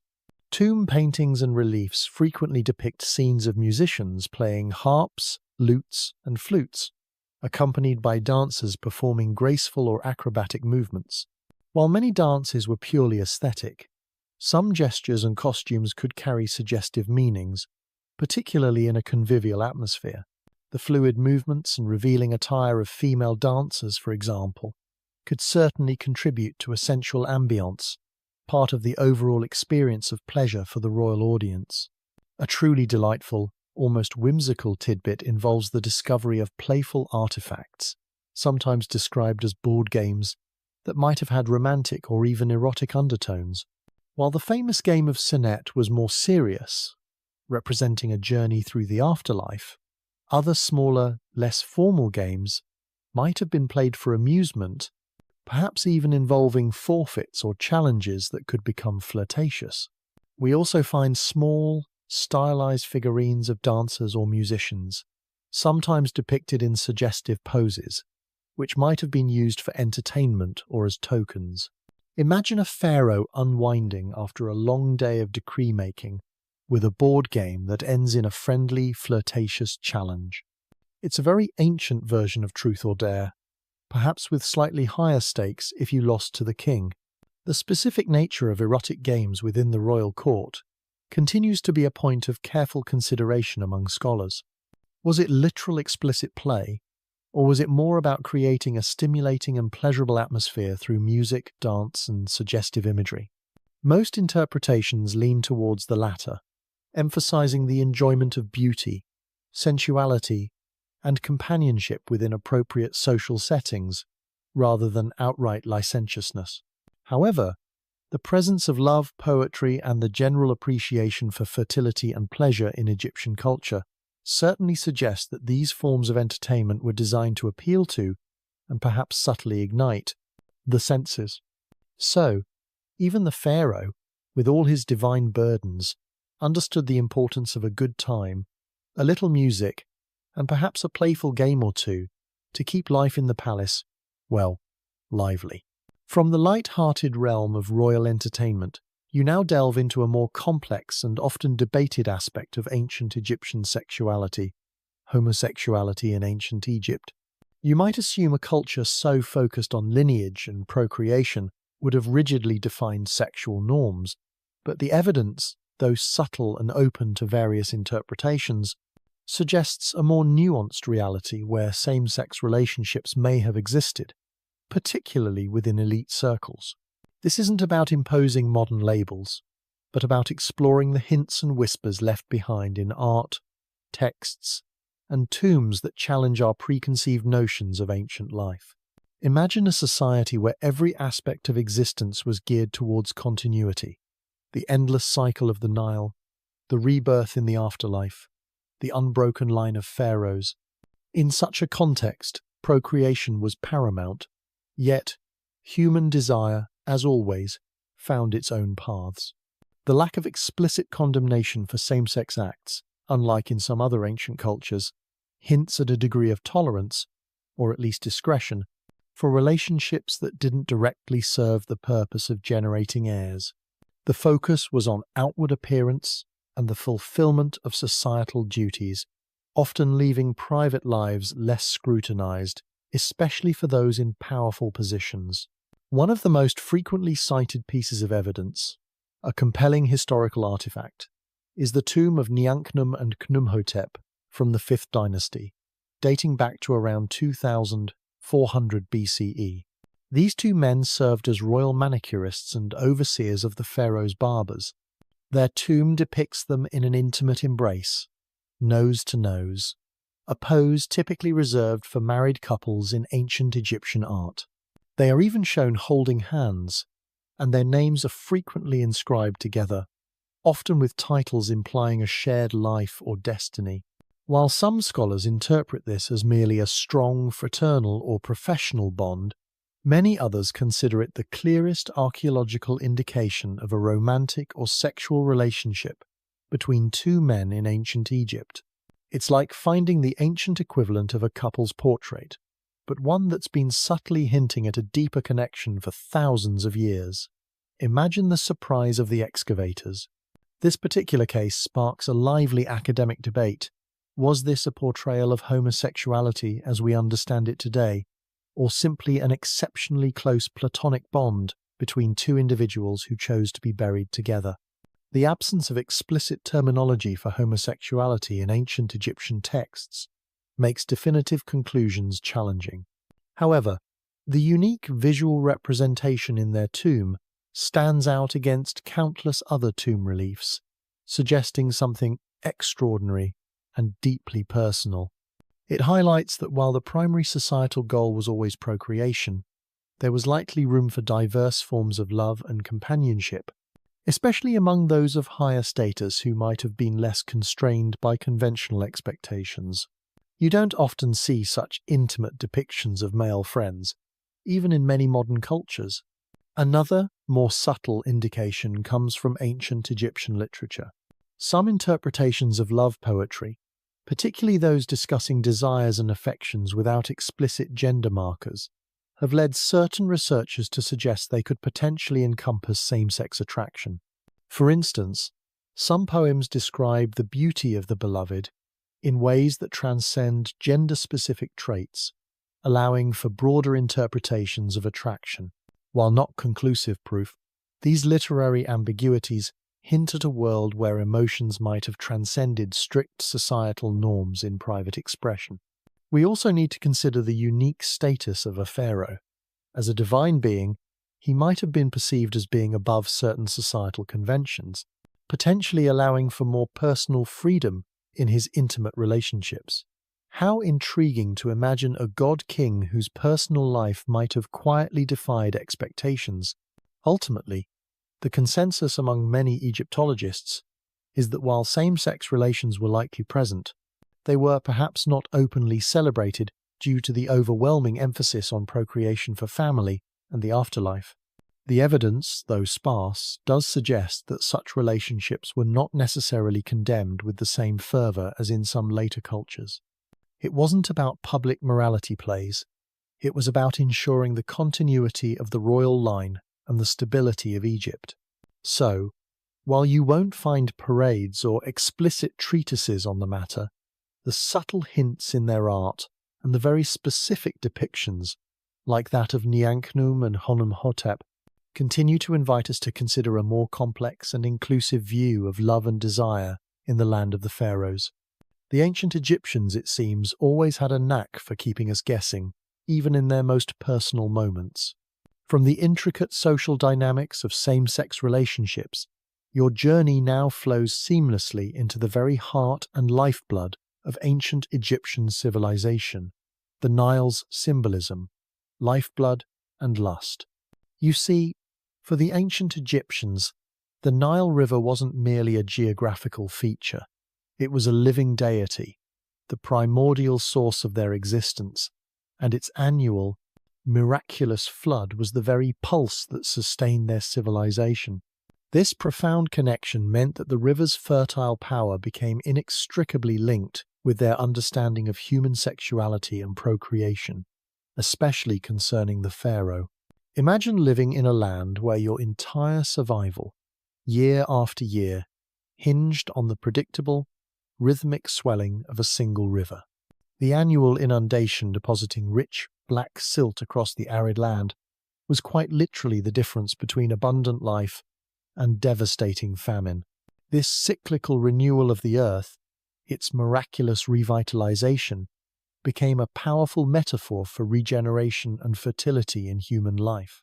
The Egyptians observed the natural world with unparalleled keenness, understanding that the bounty of the earth directly mirrored the fruitfulness of human unions. The overflowing Nile, spilling forth its life-giving essence, was intuitively seen as the earth's grand act of creation, and this powerful imagery undoubtedly permeated their deepest understanding of human intimacy and procreation. It is a widely recognized historical truth that the Nile was personified as the god Hapi, typically depicted as a robust, blue-skinned figure, often with pendulous breasts, symbolizing the nourishing and abundant power of the river's annual flood. Hapi wasn't a god of sexual fertility in the typical sense, but rather of the fertile inundation itself. However, the concept of life-giving fertility he embodied was directly correlated with human reproductive capacity. Pharaohs were frequently depicted making offerings to Hapi, not just to ensure a successful harvest, but also to secure their own virility and the unbroken continuation of their divine lineage. There's a palpable visual parallel, if you consider it, the river swelling and spilling its contents, much like the human body in acts of creation. It truly brings home just how profoundly integrated their spiritual beliefs, agricultural practices, and personal lives were. A particularly evocative, almost mystical, tidbit connecting the Nile to royal sexuality appears in certain ritual practices. Some ancient texts hint at ceremonies where the pharaoh himself would symbolically interact with the Nile, perhaps by casting precious offerings, or even symbolically casting his own generative fluid into its waters. This was understood as a direct, ritualistic act to ensure the river's fertility and, by extension, the land's prosperity. While the literalness of such acts remains a fascinating point of academic discussion, the symbolic intent is crystal clear. The pharaoh, as the living Horus, served as the ultimate conduit between the divine fertility of the cosmos and the earthly fertility of Egypt. His sexual potency was not just a personal matter, it was a concern of national well-being, a direct pulsing mirror of the river's life-giving current. It's like the ultimate "if I perform, the crops grow" incentive plan for a ruler. Talk about pressure on the royal performance reviews. The exact extent to which such symbolic acts were literally performed, or if they primarily functioned as metaphorical expressions of the pharaoh's role as chief priest and guarantor of fertility, continues to be explored by contemporary researchers. However, the pervasive imagery of the pharaoh as the bull of his mother, a powerful, virile creature symbolizing strength and procreative ability, further solidifies this profound connection. This ancient title didn't just refer to his physical prowess. It encapsulated his essential role in invigorating the land and ensuring its abundance. You can almost feel the humid air, hear the gentle lapping of the water, and vividly imagine the pharaoh, surrounded by priests, performing ancient rites that he truly believed would make the earth bloom. The Nile wasn't just a river. It was the ultimate, enduring muse for fertility, inspiring not just life, but perhaps a certain kind of primal desire for its endless bounty throughout the land. From the life-giving waters of the Nile, we now transition to a more practical, albeit often equally strange, aspect of royal life: magic and curses against impotence. Even for god-kings, the challenges of ensuring potency and fertility were very real. The ancient Egyptians, with their surprisingly advanced medical knowledge, didn't rely solely on magic. They also developed a range of physical remedies, some quite sensible, others less so, to maintain the pharaoh's vital role in procreation. Imagine the immense pressure on the pharaoh to produce healthy heirs. It wasn't just about fathering children, it was about demonstrating his divine vitality and ensuring the stability of the entire kingdom. When issues of sexual performance or fertility arose, the royal physicians, highly skilled and respected figures, would be called upon. Their methods were a fascinating blend of empirical observation, herbal lore, and sometimes a touch of what we might call folk medicine. It's a well-established historical reality that ancient Egypt possessed a remarkably sophisticated understanding of medicine, as evidenced by numerous medical papyri like the Ebers papyrus and the Kahun papyrus. These texts detail diagnoses, prognoses, and treatments for a wide array of ailments, including those related to the reproductive system. For example, some sections provide remedies for male impotence, often involving mixtures of honey, various plants, and even animal parts. One documented prescription for improving male potency involved consuming specific types of bread mixed with herbs. While we might question the ingredients today, the intent was clearly to address physiological concerns through what they considered scientific means. A particularly quirky tidbit found in these ancient texts includes prescriptions for increasing a woman's fertility that involved rather unappealing concoctions. One such remedy suggested a paste made from dates, beer, and, believe it or not, goose fat to be inserted vaginally. The idea was likely to create a more hospitable environment for conception, though the comfort level of the royal consort during such treatments is left to your imagination. Another example involves fumigating a woman with incense and specific herbs to stimulate fertility. It certainly sounds like a unique spa day, doesn't it? Perhaps not the relaxing kind. The effectiveness of these ancient remedies, much like the magical charms, is something that continues to be a subject of academic inquiry. Were these treatments genuinely effective, perhaps due to undiscovered pharmacological properties of the herbs, or did they primarily offer psychological reassurance? Many scholars believe it was a combination of both. The physicians were keen observers and experimenters, but their understanding of biology was intertwined with their spiritual beliefs. They likely approached sexual health with the same holistic view they applied to other illnesses, considering both the body and the unseen forces that could affect it. So, while you might not rush to try a goose fat fertility paste, it reminds us of the desperate and creative measures taken to ensure the pharaoh's ability to fulfill his sacred duty of bringing forth new life into the world. Now, consider the ultimate vessel of power in ancient Egypt, the pharaoh's body, a sacred vessel. You might think of a king's body as merely human, but for the ancient Egyptians, the pharaoh's physical form was far more than flesh and blood. It was understood as a living conduit to the divine, a tangible link between the earthly realm and the cosmic order. This meant that every aspect of his being, including his physical health and sexual potency, was intrinsically tied to the stability and well-being of the entire universe. Imagine the weight of such a belief. The pharaoh's body was not his own. It was the sacred dwelling place of Horus, the son of Osiris, the living manifestation of divine authority. His physical vigor was believed to directly influence the fertility of the Nile, the success of the harvests, and the peace of the land. If the pharaoh was strong and fertile, Egypt flourished.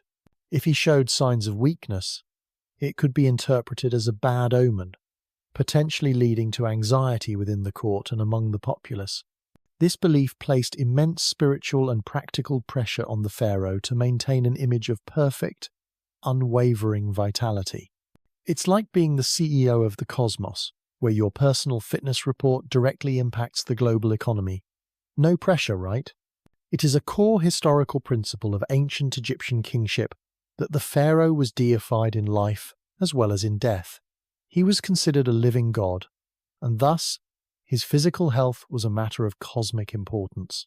This belief extended to his procreative capacity, which was seen as a reflection of his divine energy. Tomb art and temple reliefs frequently depict pharaohs in idealized, youthful forms, even when they were elderly, emphasizing their eternal vigor and perfect physical state. This idealized imagery reinforced the idea that the pharaoh was perpetually capable of performing his divine duties, including ensuring the continuation of the royal line and the fertility of the land. A particularly intriguing tidbit involves the meticulous care given to the pharaoh's body, even after death, through mummification. While primarily aimed at ensuring rebirth in the afterlife, the preservation process also emphasized the pharaoh's physical integrity.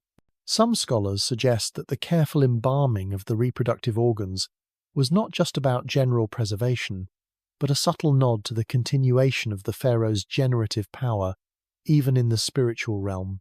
It was as if they wanted to make sure the pharaoh was ready for anything in the afterlife. Imagine the meticulousness, the reverence, placed upon preparing a body that was believed to be a vessel for eternal creation. The full extent to which the pharaoh's physical body was literally believed to transmit divine energy, and how this influenced daily life and intimate practices, continues to be a subject of academic debate. Was it purely symbolic, a theological construct, or did it manifest in specific rituals or expectations for the pharaoh's personal conduct? Many scholars conclude that it was a powerful ideological tool that shaped both royal self-perception and public expectation. The pharaoh's body was a sacred instrument, a living prayer for the prosperity of Egypt, and its very existence was a constant affirmation of divine order and unending life. Shifting from the sacred vessel of the pharaoh's body, your journey now takes you through the very architecture of royal life, exploring the architectural spaces for intimacy. You might imagine grand public halls and towering temples, but the pharaoh's palace also contained carefully designed private chambers and secluded gardens, spaces specifically crafted not just for rest, but for pleasure, relaxation, and the quiet intimacy that underpinned the continuation of the royal line. Imagine the sprawling complexes that served as royal residences. These were not mere houses. They were miniature cities, complete with administrative offices, workshops, living quarters for thousands, and indeed, highly exclusive areas reserved for the pharaoh and his immediate family. These private spaces were meticulously planned to offer comfort, beauty, and discretion, providing an essential retreat from the constant public demands of kingship. Here, away from the ceremonial gaze, the pharaoh could truly unwind, and his intimate relationships could unfold in carefully curated environments. It is a well-established historical discovery that archaeological excavations of royal palaces reveal distinct private residential quarters. Sites like Malkata, the palace city of Amenhotep III, and Amarna, Akhenaten's capital, show elaborate private apartments for the royal family, separate from the public reception areas. These private wings included bedrooms, bathing facilities, dressing rooms, and often small intimate courtyards or gardens. The presence of such dedicated spaces underscores the importance of privacy and personal comfort for the pharaoh and his consorts, enabling them to conduct their lives, including their intimate moments, away from the prying eyes of the court. A particularly charming, almost romantic tidbit involves the inclusion of pleasure gardens within palace complexes. These weren't just for growing vegetables. They were often beautifully landscaped areas with pools, pergolas, and exotic plants, designed for relaxation, strolls, and quiet contemplation. Such gardens would have provided a serene and aesthetically pleasing backdrop for intimate conversations and private moments between the pharaoh and his consorts. Imagine the pharaoh strolling hand in hand with his queen through a moonlit garden, the scent of jasmine heavy in the air, a world away from the political machinations of the court. It paints a more human, tender picture of royal life, doesn't it? Perhaps they even had little garden benches for whispered secrets, much like a modern park. The precise decor and furnishings of these intimate spaces, and how they contributed to the atmosphere of desire, continue to be explored by contemporary scholars. While solid evidence of specific erotic furnishings is rare, the overall luxury and aesthetic appeal of these private chambers, with their vibrant wall paintings, comfortable bedding, and perfumed incense, would certainly have created an inviting environment for intimacy. These architectural designs facilitated not just rest, but also the crucial function of procreation. So, the palaces weren't just symbols of power, they were carefully designed stages for the pharaoh's personal life, ensuring comfort, privacy, and the continuation of the divine lineage within walls built for both grandeur and quiet passion. Moving from the carefully designed intimacy of royal chambers, you now confront the dramatic repercussions that sometimes erupted when those private lives spilled into the public sphere: scandal and succession, sexual intrigue. You might think a pharaoh, as a living god, would be immune to petty squabbles or scandalous affairs, but the pursuit of power, combined with the complexities of multiple wives and concubines, often led to intense personal rivalries that could dramatically alter the line of succession and even threaten the stability of the entire kingdom. Imagine a court teeming with ambitious individuals, each vying for the pharaoh's favor, each hoping their son might be chosen as the next ruler. In a polygamous system, where multiple women could bear the pharaoh's children, the potential for intrigue was constant. A concubine might try to elevate her status, a neglected wife might seek revenge, and the stakes were always incredibly high, nothing less than the future of Egypt. These were not just whispers in the hallways, they were often meticulously planned conspiracies, sometimes with deadly outcomes. It is a well-documented historical incident that the harem conspiracy against Ramses III stands as a stark example of how sexual intrigue could escalate into a full-blown threat to the throne. You might recall this from our discussion of harem life. Ta, a secondary wife of Ramses III, plotted to assassinate the pharaoh and place her son Pentawere on the throne. The conspiracy involved a network of co-conspirators, including high-ranking officials and women from the harem, who used magic and manipulation in their efforts.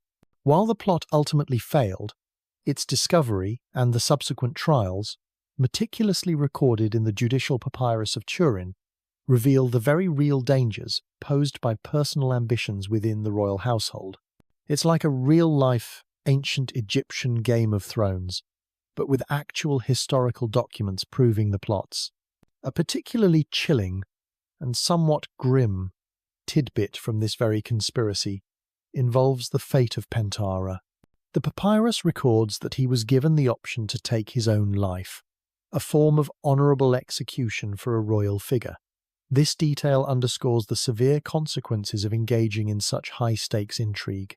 It wasn't just about gaining the pharaoh's attention, it was about life and death, and the very foundation of the royal dynasty. Imagine the despair of a son, caught between his mother's ambition and the wrath of his divine father.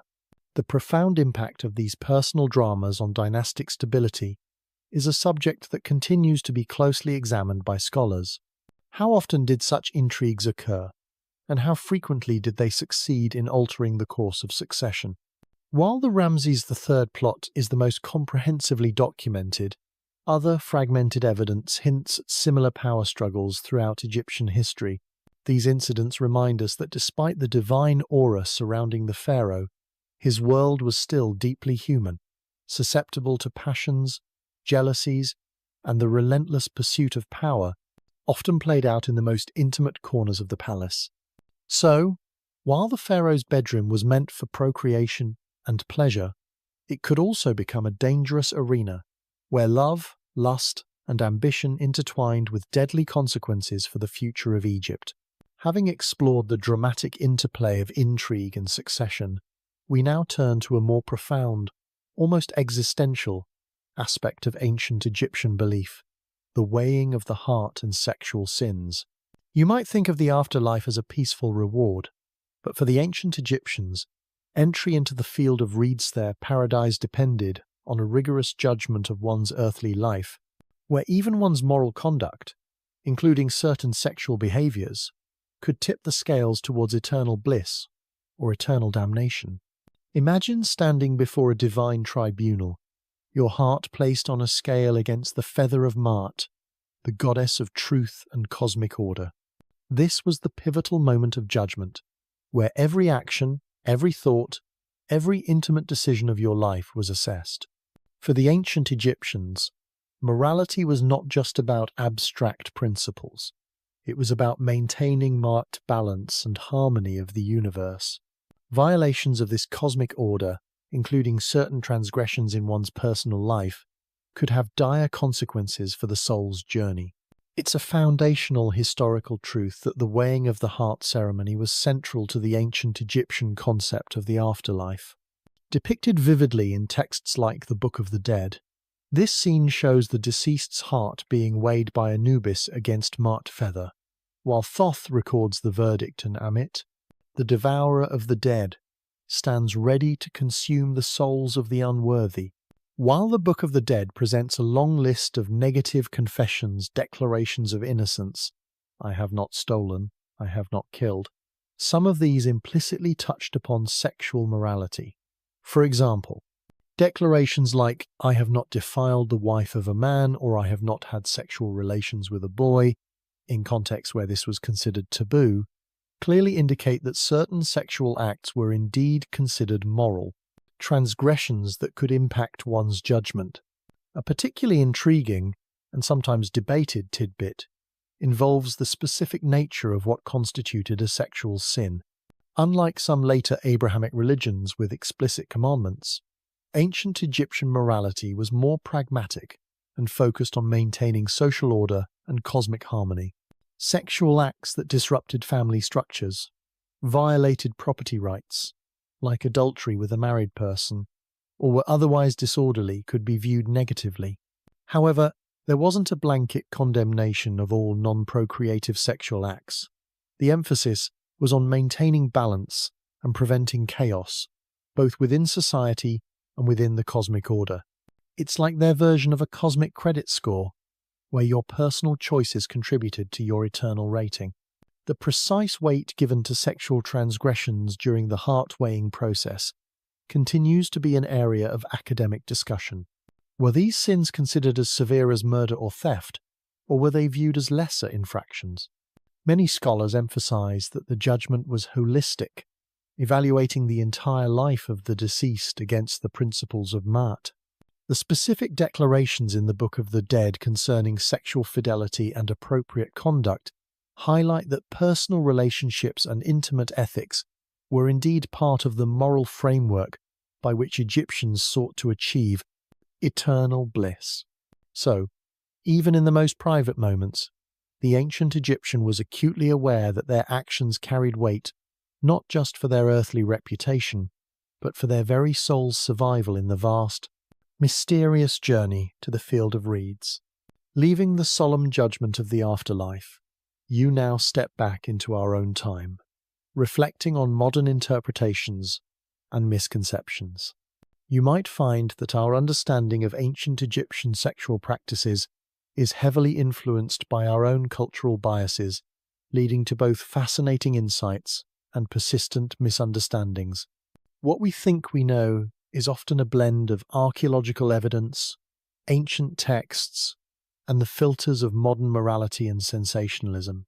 Imagine trying to decipher the intimate lives of people who lived thousands of years ago, separated by vast cultural, social, and technological divides. It's like trying to understand a dream from fragmented memories. Our interpretations are shaped by what we choose to look for, what we deem important, and what we consider normal or strange. This often leads to a fascination with the more exotic or seemingly scandalous aspects, sometimes at the expense of a more balanced and nuanced view. It is a crucial contemporary understanding that modern scholarship strives to avoid imposing anachronistic moral judgments or categories onto ancient societies. For instance, while we discuss incest in royal marriages, it's vital to remember that the ancient Egyptians viewed these unions as sacred and necessary for divine purity, not as a social taboo in the same way we do today. Similarly, concepts like homosexuality are approached with caution, as the ancient Egyptians didn't have a direct equivalent term or the same social frameworks for identity that we do. Our task is to understand their world on its own terms, not through the lens of our 21st century values. A particularly prevalent and often sensationalized misconception is the idea of ancient Egypt as a highly promiscuous or sexually liberated society in a modern sense.